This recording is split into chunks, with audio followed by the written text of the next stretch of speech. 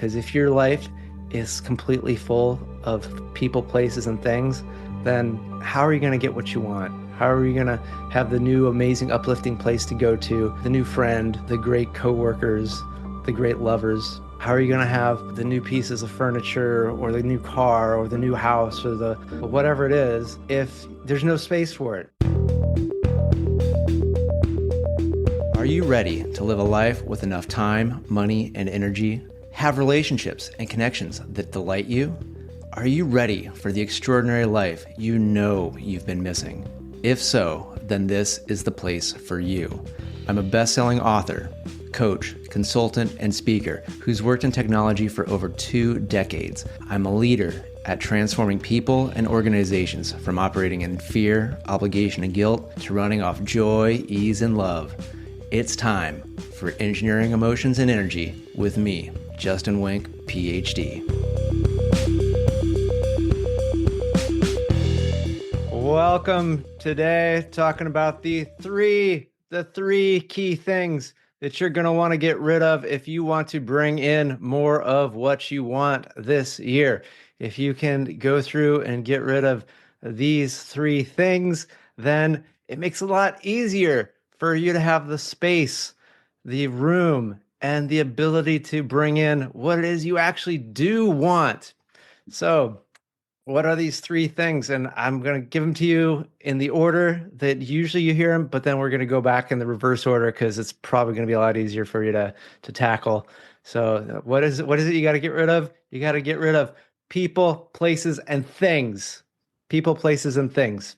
And you're just like, Justin, getting rid of people. That's why we're leaving that to the end. We're going to start with getting rid of things. So chances are, if you've been like most people, you have accumulated some stuff. George Carlin, one of my favorite comedians of all time, I got to see him perform live 3 times.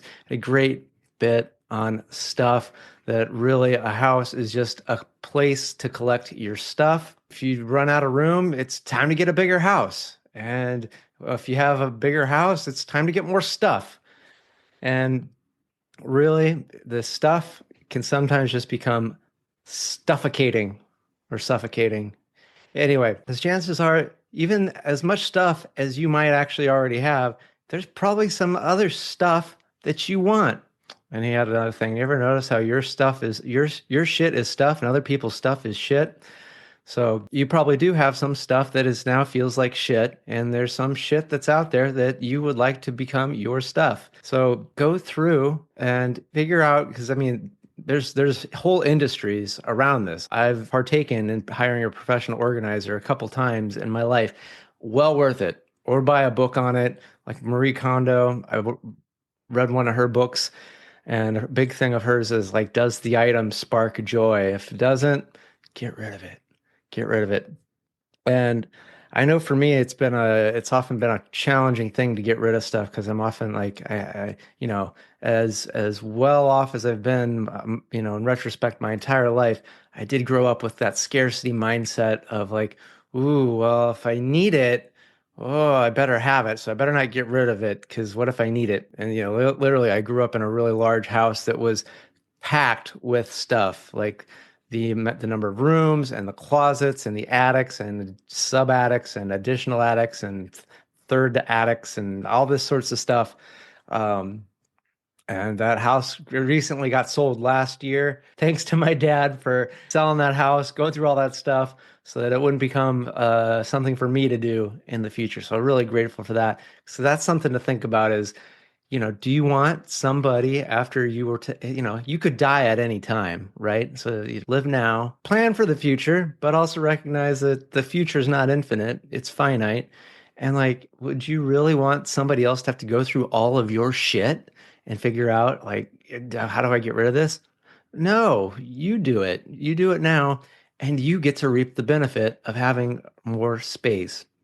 And I do think that this pressure of, oh, you better keep it, or you better be careful of how you get rid of it, because you're going to be a bad person. Like if you throw that, what, you're going to throw that away? You need to recycle that. Oh, you need to recycle that the correct way. Or, oh, you're giving up the value. You should sell that. You should put the work. Like, I hate selling items. I made an attempt to, because I bought some new furniture. I bought a new dining set because I want to be able to entertain. So I wanted a bigger table.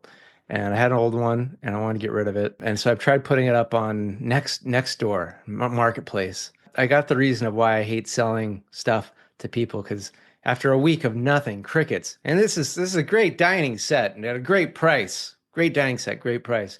I get someone goes, "Is it still available?" And I go, "Yes." And then they reply, "Oh, it's too big." And I just my head wants to explode. I'm like, it was too big before you messaged me, before you knew it was available or not, because the dimensions are there. And so I'm just like, why the fuck didn't you read the thing and go, it's too big? It's not, it was a four-person dining table. But anyway, you know what? I'm going to tell you a secret of what I did. I broke the table down and I threw it away. I threw it away. And I'm going to give you permission. It's okay to throw stuff away within reason. And I'm not saying throw motor oil down the drain. I'm not saying put batteries in the, do your effort to be as responsible as you can, but you can at some point just throw shit away. It's okay. You don't have to be married to your stuff because even when you're married to people, you can divorce people. So if you can divorce people, you can divorce stuff and let it go. And oh, my place feels so much better now because I got the new table, I got a recliner, and I got a new, and so I just got rid of a few items and I just threw them away. Because really, really, shouldn't the companies that make the profit off of selling us this shit, shouldn't they feel just as bad, if not worse, that they're forcing us to figure out what to do with it? It's bullshit that we don't have the engineering teams, the policy teams, all these other teams of people to figure this out. We're just individuals. And yet, I'm supposed to figure out the best way to get rid of a table or to get rid of a piece of electronics that uses, 80% of the periodic table of elements in it nowadays. Like, it's ridiculous. And especially if you're in a major city, the amount of sorting and going through and checking and things that are done to make sure that the right thing goes in the right place and toxic stuff is not ending up in the environment, it's going to be okay. It's going to be okay. Again, do your best. Read up on your local, recycler, garbage place. Do your best, and then let it go. The earth can handle a lot. The earth can handle a lot. So the earth can provide a lot, and then it can also take that shit and recycle it. And again, compared to what mass industries are doing, your little stuff, and truly, this is a big bunch of bullshit that is put upon us that is like, oh, well, you got to do your part. It's like, no, like your part is a is a small percentage of a small percentage. The bigger issues are the bigger issues, and we should be focusing on that and encouraging our leaders and our companies and our governments to focus on the biggest stuff so that we can have a place that we enjoy living. Because if you have all of this stuff, that means now there's people to hire, there's storage places that drives getting bigger houses, it drives getting organizational equipment, and on and on and on and on.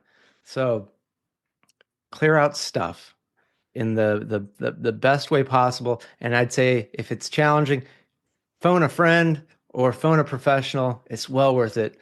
Get a professional organizer or a friend that's good at being tidy to just help with that because we can have emotional attachments to stuff and letting go of that emotional attachment. That is what's going to be as freeing, if not more, than the space. So that's the things. Get rid of things. And you can start small and start with the easy stuff. And you don't have to do it all in one day. This could be a process over an entire year. Or maybe it is just you do one thing and you're like, oh my gosh, I got rid of one shirt that I'm never going to wear again. And then maybe now you're like, oh, now there's space for a new shirt. And you get a shirt that lights up your life and makes you look good, feel fantastic. How great is that going to be?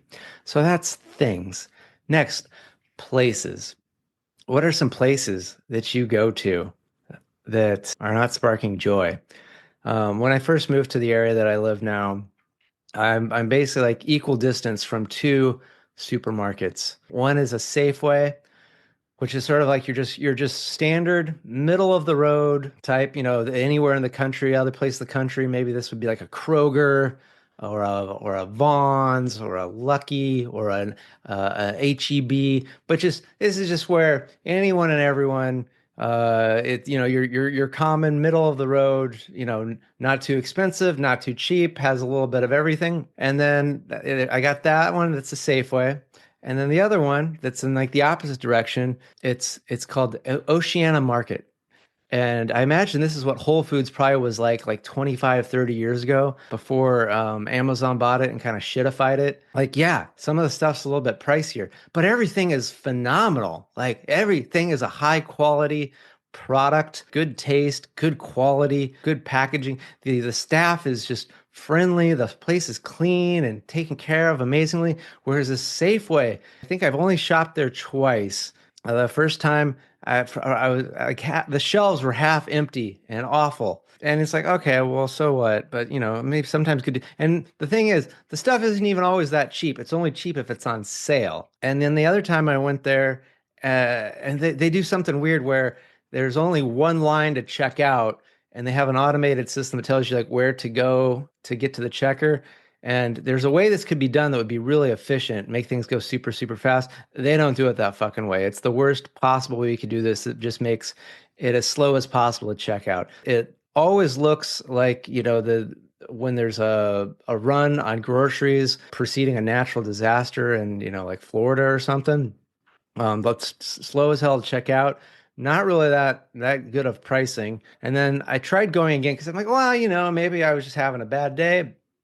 Went again, and the horrible line thing, and saw somebody like check the line, check the door, and they just went out with their full cart of stuff. And then when I left, I saw them talking to a police officer about that, and I'm just like, this doesn't feel like a good place. So that became a place that I no longer go to. So I would encourage you to go through the places you spend time and what places no longer give you joy.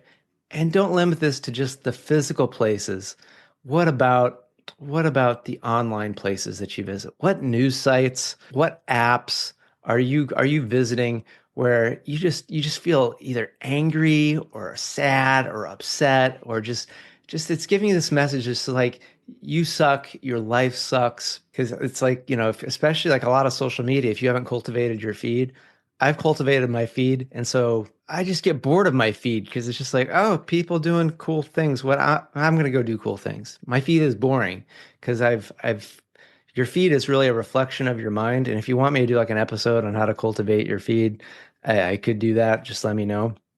But yeah, your feed is basically a reflection of your mind, and my feed doesn't keep me hooked. There's plenty of things in life that keep me hooked, but my feed is no longer one of them because I don't allow stuff on my feed that makes me angry, makes me sad, makes like I am in control of what is in my mind and what is in my I still experience those feelings because I'm still living life, just it's not being overly fed to me through my social media feeds anymore. So, what are these places? Like, is it Reddit? Is it a Nextdoor app? Is it news sites? And these places could also be, what you watch on TV, the YouTube channels, is it podcasts? Is it books? Like, really go through and just like, hey, how is this place? How is this place where I'm putting my time and attention? How am I feeling? What is it bringing up for me? And do I maybe need to not spend time here anymore, whether that's physically or virtually? And third and final is people, is really evaluating who do you want in your life. And let's start a little bit that this is one of those I'm like, would I put this under places or would I put this under people? But your group messaging. So this could be through WhatsApp, Facebook, or text messages, whatever it is, ways that maybe you're just on a group thread or maybe these are Discord servers. But basically you're kind of like in a group of people, maybe it's a Facebook group, whatever it is, but other people are putting stuff out there, and are you picking up what they're putting down, and how are you feeling about what's being picked up? Because this is one that I recently just did a good cleaning on because there've been a bunch of groups. It's like, oh, many of these have been a part of for maybe some of them two years or more, But it's like, oh wait, in the past year, I've written nothing into these groups, and there's nothing that's been posted in these groups that I've gotten any value. So really, it's just been a horrible time sink. And what's great, and this is going to feed into when we get to people, is I didn't make a big announcement. I didn't complain. I didn't go, this group is horrible. Fuck this group. This group sucks. I just archived it, muted it, just put it in a place where if I ever want to go back to it, I could go back to it, but it's now out of sight, out of mind. I won't be getting messages. It's not going to be showing up. But yeah, it's not going to be taking up conscious space in my life anymore. And it feels good because now there's space for me to maybe join other groups that maybe I don't even know about. This brings us to maybe people that you talk to on a one-on-one basis. And I have this in my book, Engineered to Love: Going Beyond Success Fulfillment. It's exercise 6, where I basically tell you how to Marie Kondo your contacts. It's like, really, does a relationship bring joy to your life?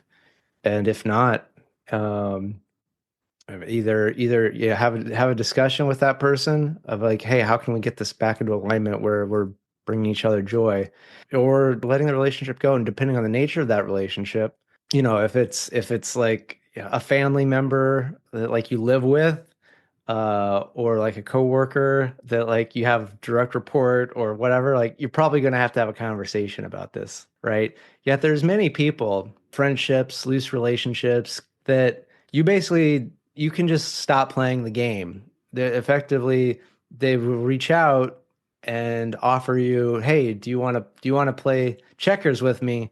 And you don't have to say yes to the offer of playing the game. They could invite you to something, you just go, oh no, thank you. Or, maybe they say something and there's not really a need to respond, so don't respond. And a lot of times things just kind of move on because sometimes things are just done and you don't need to do anything special about it. You don't have to have a fight. You don't have to have a heart to heart. Again, use your judgment, but also use your discernment to know when it's time to say, maybe I don't need more of this person in my life. Not there's anything wrong or bad with that person, just it's time for new people. And maybe it's time for them too. And they've just been doing it out of habit. So have conscious relationships where you are basically getting joy from the interaction, because if you're feeling joy, then you're putting that joy out and they're going to feel so much more joy. So this really is about how can you put as much joy out into the world and allow joy in. It's because what comes in goes out. And if you're overwhelmed with all of the shit of the stuff and the places that you don't enjoy and the people you don't enjoy, they're just covered in shit and your life stinks, then you're just stinking up your whole environment and all these other people's lives. And that's awful. It's all for you and it's all for other people. So do it for other people. Think of the legacy you're leaving each and every day by how you feel, how you're being an example, and how you're allowing the space for who, what, and where you really want in your life. Because if your life is completely full of people, places, and things, then how are you going to get what you want? How are you going to have the new amazing uplifting place to go to, the new friend, the great coworkers, the great lovers? How are you going to have, the new pieces of furniture or the new car or the new house or the or whatever it is if there's no space for it? Because currently there's only so much space that we are able to have in so many ways. Like, yes, expansion is possible, yet here part of the grand experiment of being alive on this earth is we're playing with somewhat finite, or at least things can't become infinite, infinitesimally small amount of time. So it's like there's limits, which makes for a fun game to play. And so play the game, have fun with it. If you're not having fun, change the game. Be the player that enjoys playing the game, because that's really all there is to enjoy playing, to enjoy living your life, to enjoy the things that are in your life, to enjoy the places that you visit, to enjoy the people that you're with. And just because you're not enjoying those things doesn't mean there's anything wrong with any of that stuff. it's just the signal that it's probably time to let some of that go and allow the space for new stuff. So thank you so much. I'm really excited to hear maybe what people, places, and things you're going to let go of. And so, make sure to send me that in the social media or the email. And so Happy New Year to those of you. I think I could still say that. It's still early January, even though it's like, oh my gosh, is January over already? But yeah, with that, thank you so much and good day. Thanks for tuning in to Engineering Emotions and Energy with Justin Wink, Ph.D. Today's episode resonated with you? Please subscribe and leave a 5-star review. Your feedback not only supports the show, but also helps others find us and start their journey of emotional and energetic mastery. You can also help by sharing this podcast with someone you think will love it just as much as you do. Together, we're engineering more amazing lives.